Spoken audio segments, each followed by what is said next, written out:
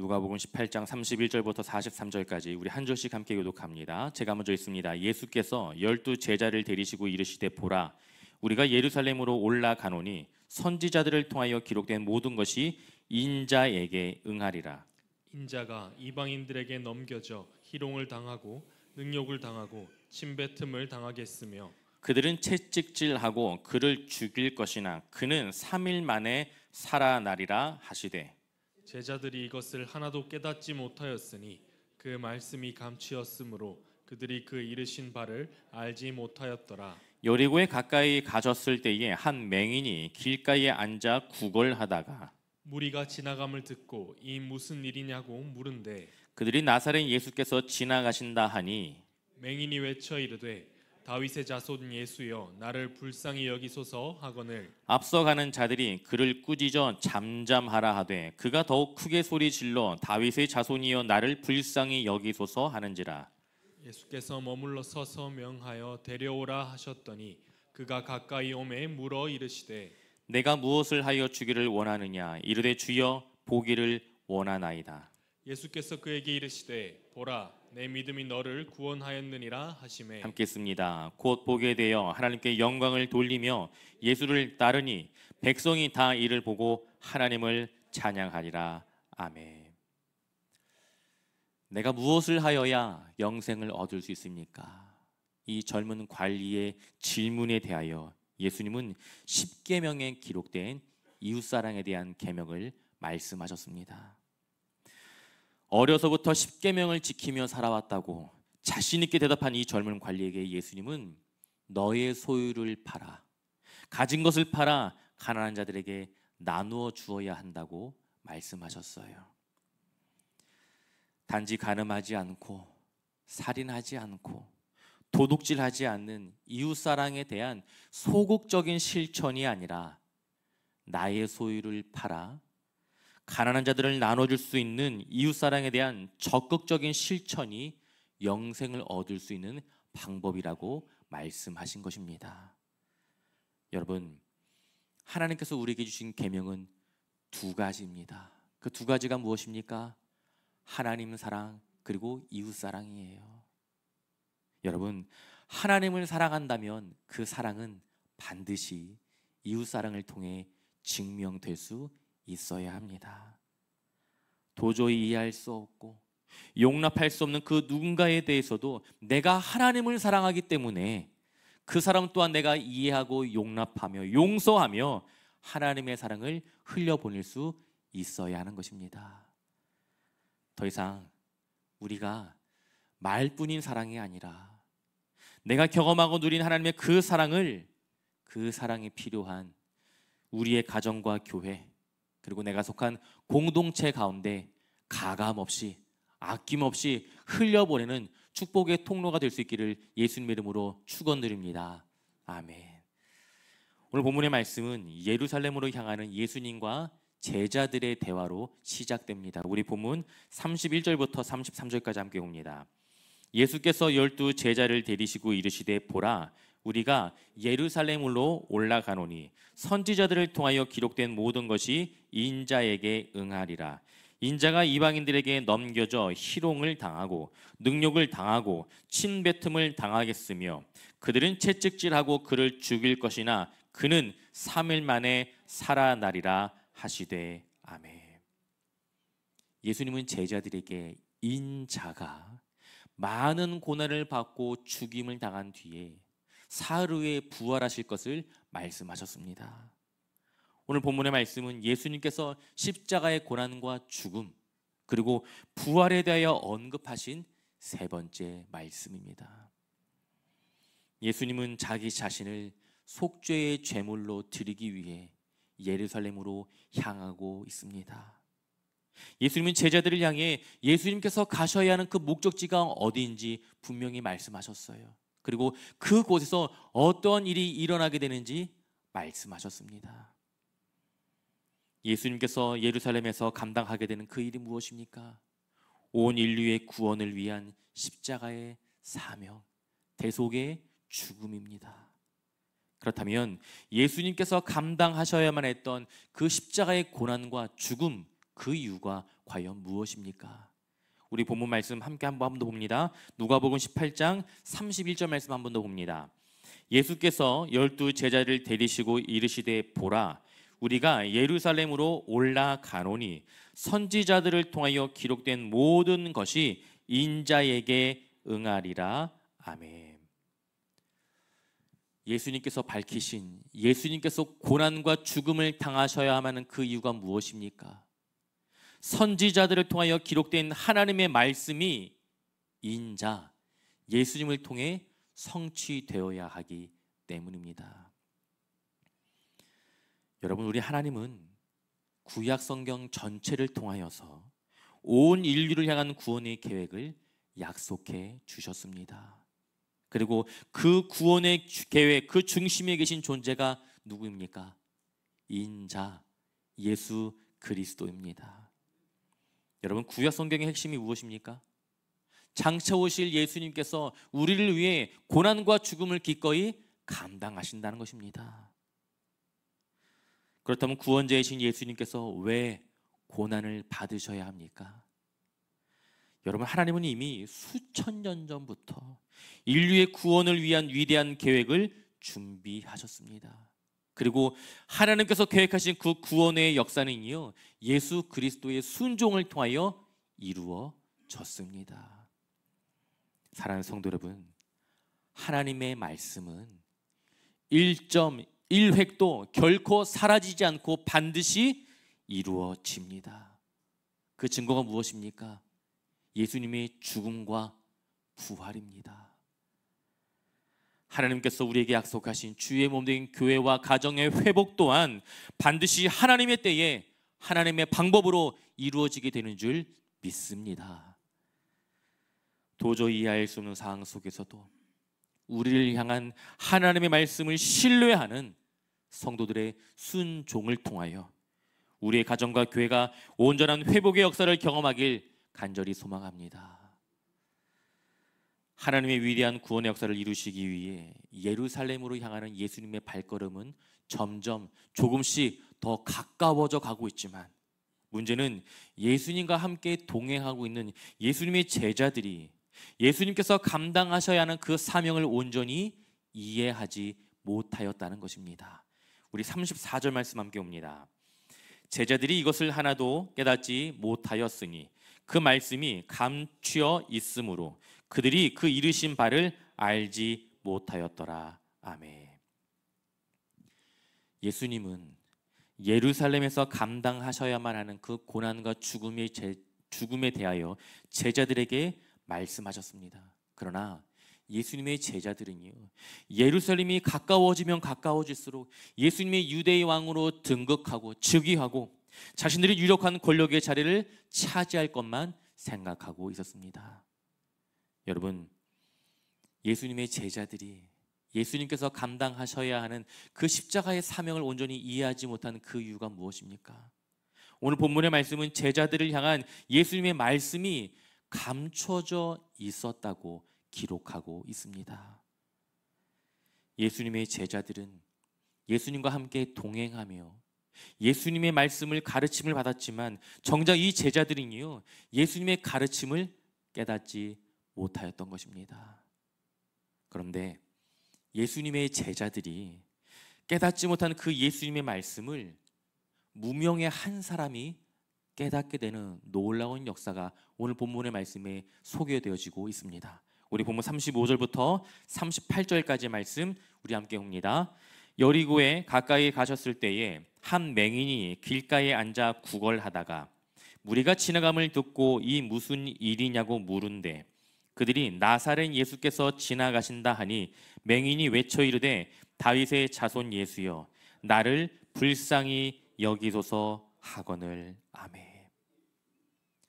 지금 성경의 그 배경의 장소가 되는 여리고는요, 예루살렘까지 약 한 30km 정도의 거리를 앞두고 있는 지역입니다. 여러분, 이 맹인이 앉아있던 이곳은요, 예루살렘으로 향하는 수많은 순례자들이 반드시 거쳐가야 하는 길목 중에 하나였습니다. 여느 때처럼 길가에 앉아 구걸하고 있던 이 맹인은 평소와는 달리 많은 사람들이 지나가는 소리를 듣게 되었습니다. 갑자기 수많은 사람들이 지나가는데 그 이유가 과연 무엇일까? 앞이 보이지 않는 이 맹인은요, 옆에 있는 사람들에게 묻습니다. 지금 무슨 일이 일어난 것입니까? 사람들이 이야기합니다. 나사렛 예수께서 지나가고 계신다. 예수님께서 지나가고 계신다는 이 사실을 알게 된 맹인은 사람들이 모이는 곳을 향해 보이지 않았지만 그곳을 향해 큰 소리로 외쳤습니다. 다윗의 자손 예수여, 나를 불쌍히 여기소서. 여러분, 사람들이 맹인에게 알려준 사실은 무엇입니까? 나사렛 예수가, 다시 말해 나사렛 출신인 그 예수가 지금 이곳을 지나가고 있다, 이 정보 하나뿐이었어요. 예수님이 어떠한 분이신지, 예수님께서 어떤 일을 하셨는지 맹인에게 이야기한 바가 없습니다. 그러나 맹인은 예수님을 향해 다윗의 자손 예수라고 고백하고 있습니다.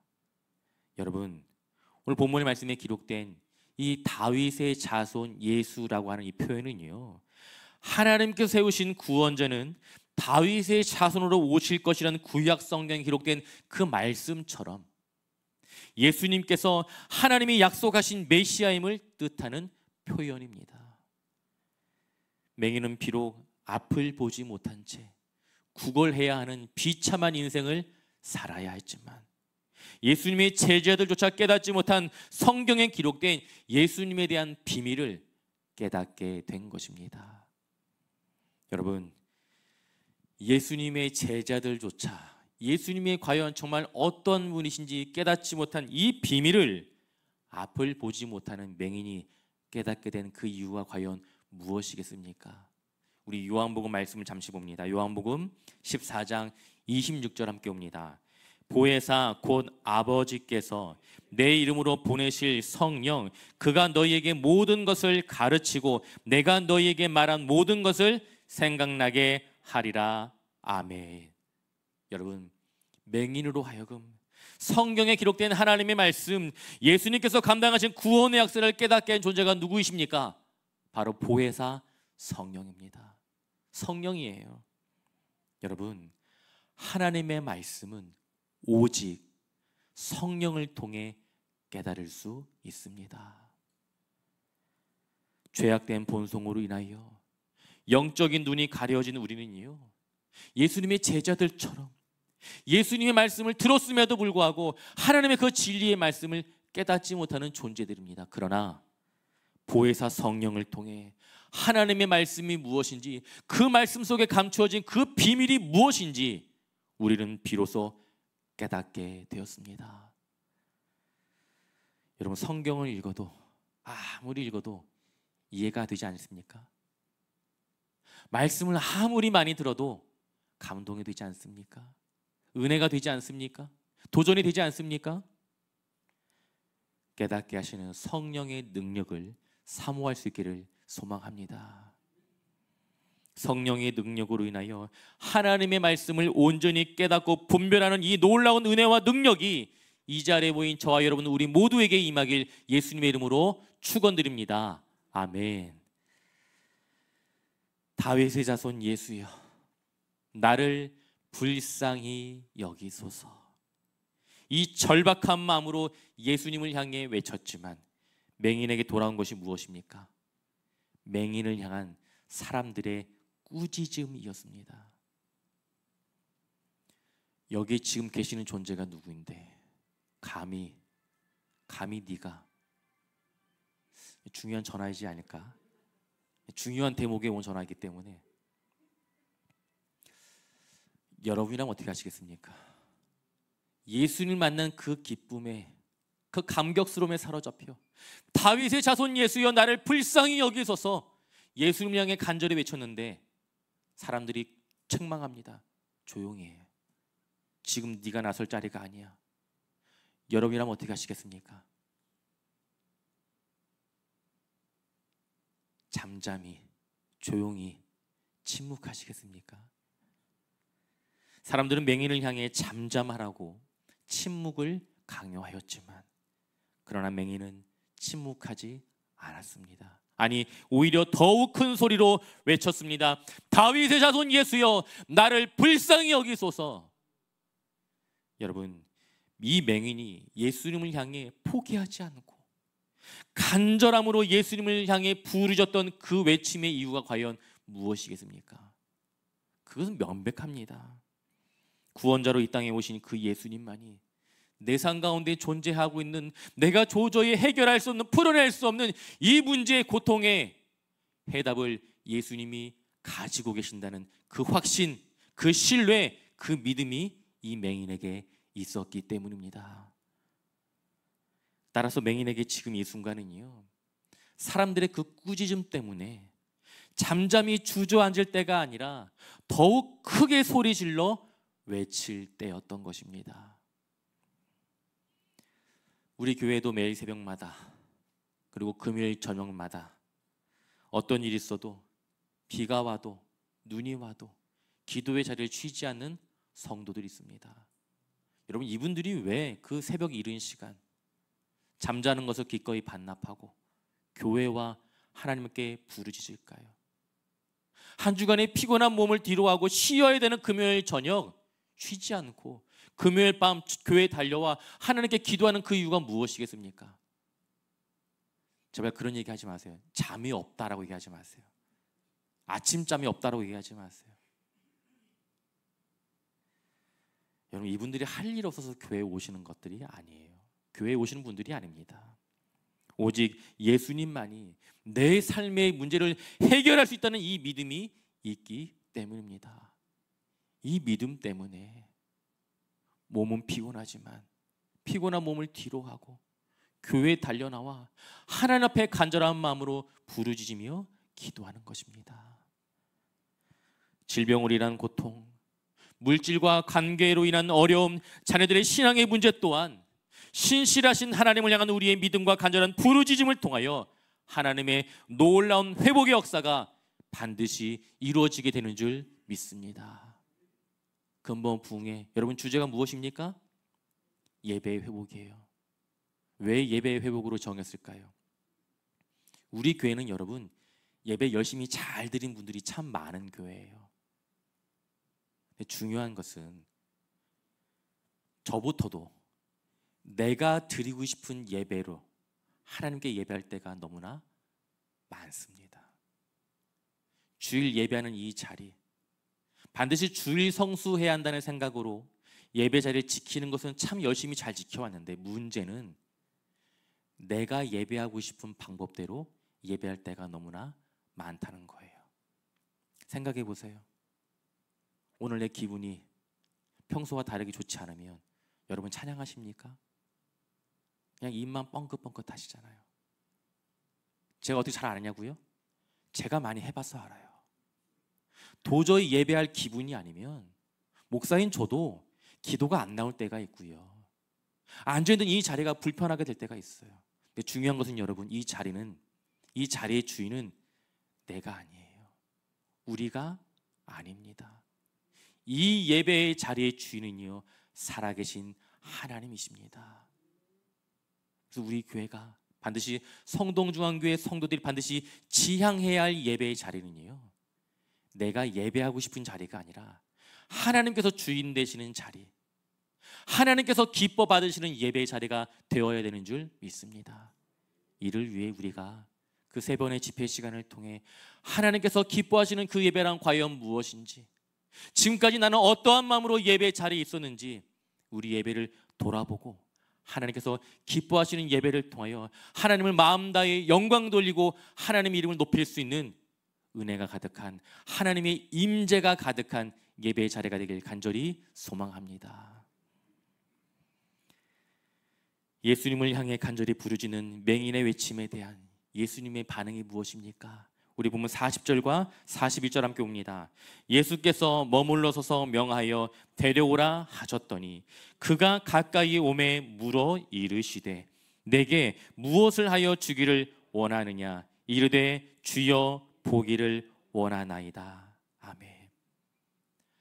간절한 마음으로, 절박한 마음으로 예수님을 향해 부르짖는 그 맹인의 외침을 예수님께서 들으셨습니다. 그리고 예수님이 그 자리에 머물러 섰어요. 여러분, 우리 예수님은요, 맹인의 부르짖음에 반응하여 가던 길을 멈추어 섰습니다.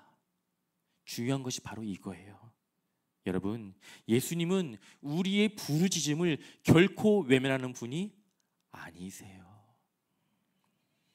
예수님의 일하심과 역사는 오늘날에도 동일하게 진행되고 있습니다.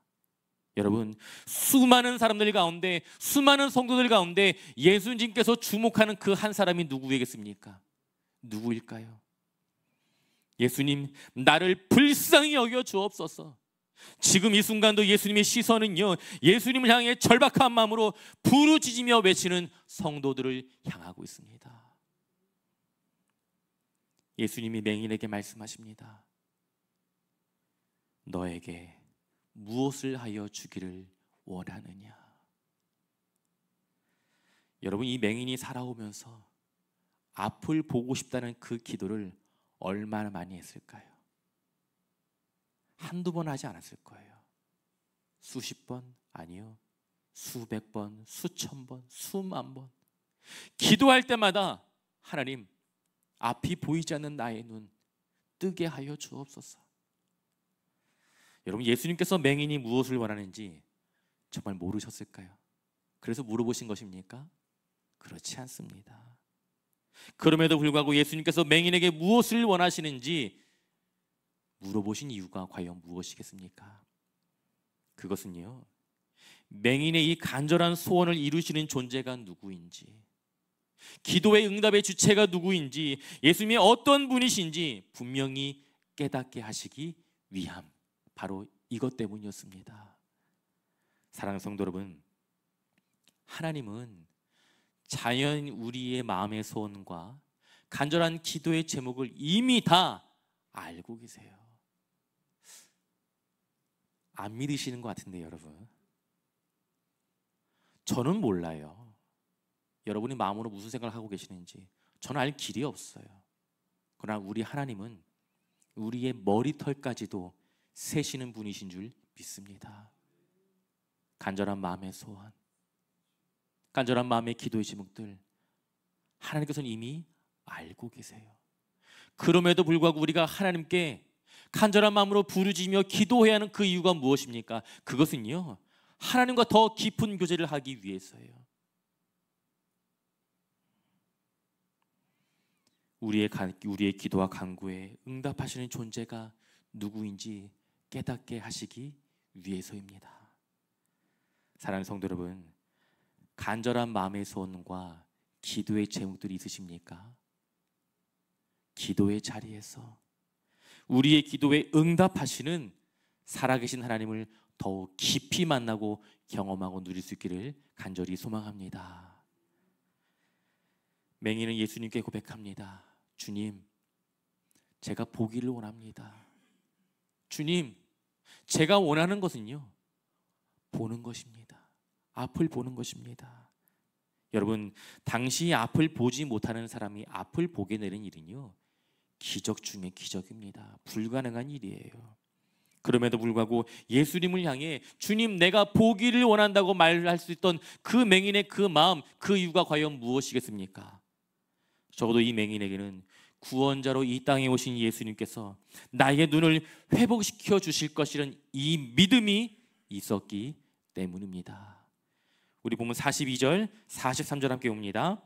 예수께서 그에게 이르시되 보라, 내 믿음이 너를 구원하였느니라 하시매 곧 보게 되어 하나님께 영광을 돌리며 예수를 따르니 백성이 다 이를 보고 하나님을 찬양하니라. 아멘.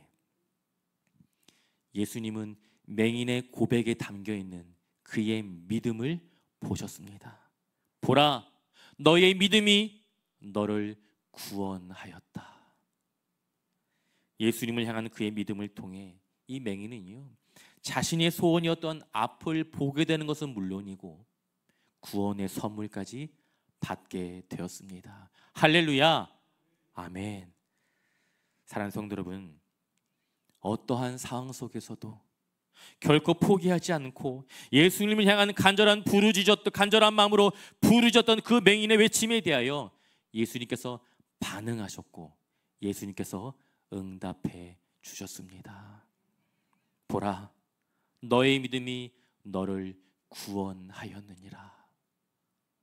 여러분, 예수님께서 주목하시는 것이 무엇입니까? 우리의 믿음입니다. 믿음이에요. 예수님을 향한 우리의 이 믿음을 통해 도저히 감당할 수 없는 삶의 모든 문제들이 회복되는 줄 믿습니다. 믿음을 통하여 앞을 보게 된 맹인이 한 일이 무엇입니까? 앞을 보게 된 맹인은요, 그 자리에서 하나님께 영광을 돌리고 그 다음 예수님을 따랐습니다.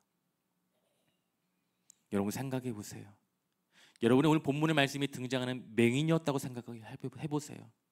한평생 앞을 보지 못하였던 내가 예수님을 만나 앞을 보게 되었다면 그 순간 가장 먼저 하고 싶은 것이 무엇이겠습니까? 물론 그 자리에서 하나님께 영광 돌리고 예수님께 감사하는 일을 할 수 있겠죠. 그 다음은요, 내가 눈만 뜨게 되면 만나고 싶었던 나의 가족들, 나의 친구들, 내가 가고 싶었던 곳, 그걸 향해 달려가지 않겠습니까?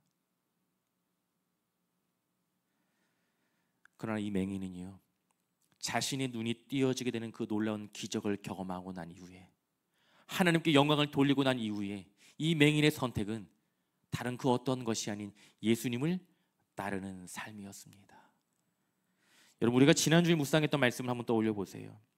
예수님은 젊은 부자 관리를 향해 이웃사랑을 실천하고 나를 따르라, 예수님을 따르는 삶을 살아가야 한다고 말씀하셨습니다. 그러나 이 젊은 부자 관리는요, 하나님보다 재물을 더 많이 사랑하였습니다. 그래서 이 관리는 근심하며 예수님을 떠났다라고 성경에 기록하고 있어요. 그러나 오늘 본문의 말씀에 등장하는 앞을 보지 못하여 구걸하던 이 한 맹인은요, 예수님을 향한 이 믿음의 고백을 통하여 구원의 은혜를 베푸신 예수님을 따르는 인생, 예수님을 아는 인생에 머무는 것이 아닌 예수님을 따르는 인생을 선택한 것입니다. 말씀을 정리합니다. 사랑하는 성도 여러분, 예수님을 만나면 우리의 삶은 반드시 변화됩니다. 어른들이 그런 이야기 저한테 많이 하셨어요. 야, 사람 쉽게 안 변한다. 사람 고쳐 쓰는 거 아니라고. 여러분, 정말 그렇습니까? 물론 이 말이 세상에서는 분명히 통용되는 이야기예요. 세상에서는 어떻게 보면 진리와도 가까운 그런 이야기입니다. 사람 쉽게 안 변해요. 맞아요, 여러분. 그러나 예수님을 만나면, 나의 삶의 구원자이신 예수 그리스도를 인격적으로 만나게 되면 우리의 삶은 반드시 변하게 되는 줄 믿습니다. 아직 나의 삶이, 나의 인격이 변화되지 않으셨습니까? 그 이유는 분명해요. 아직 살아계신 예수님을 인격적으로 만나지 못하셨기 때문이에요. 분명히 예수님이 어떤 분인지 알고는 있는데, 성경 속에서 등장하는 그 수많은 사건들과 이야기를 내가 알고는 있지만, 중요한 것은 예수님을 아는 자리, 아는 신앙에 머물러 있을 뿐이라는 것입니다. 여러분, 예수님을 아는 것으로 우리의 삶이 변하지 않습니다. 우리의 삶 가운데 진정한 변화를 원하십니까? 그렇다면 예수님을 따르는 삶을 선택하셔야 합니다. 예수님을 분명히 우리의 머리로 알고 있는데, 우리의 삶이 예수님께서 하신 그 말씀과 동떨어지는 삶, 예수 그리스도를 따르는 삶이 아닌 나의 본능대로, 나의 감정대로, 나의 경험대로 살아간다면 우리의 삶은 결코 변화될 수 없어요. 예수님을 만나면 우리의 삶은 반드시 변하게 됩니다. 이전에는 불평하던 삶이었지만 예수님을 만나게 되면 하나님께 감사와 찬양을 고백하는 삶으로 변화되어지게 됩니다. 예전에는 하나님 나라를 세워가는 그 사역의 걸림돌이었지만 예수님을 만나게 되면 하나님 나라를 함께 세워가는 모퉁이 돌이 됩니다. 이전에는 주위 사람들의 믿음을 실족하게 하는 걸림돌이었지만 예수님을 만나게 되는 이웃사랑을 예수님을 만나게 되면 이웃사랑을 실천할 수 있는 축복의 디딤돌이 되는 줄 믿습니다. 바라고 소망하는 것은 이 자리에 모인 저와 여러분 우리 모두가 그저 예수님을 아는 그 신앙의 자리에 머무는 것이 아닌 예수님을 따라 살아갈 수 있는 진정한 성도의 삶을 살아갈 수 있기를 예수 그리스도의 이름으로 축원드립니다.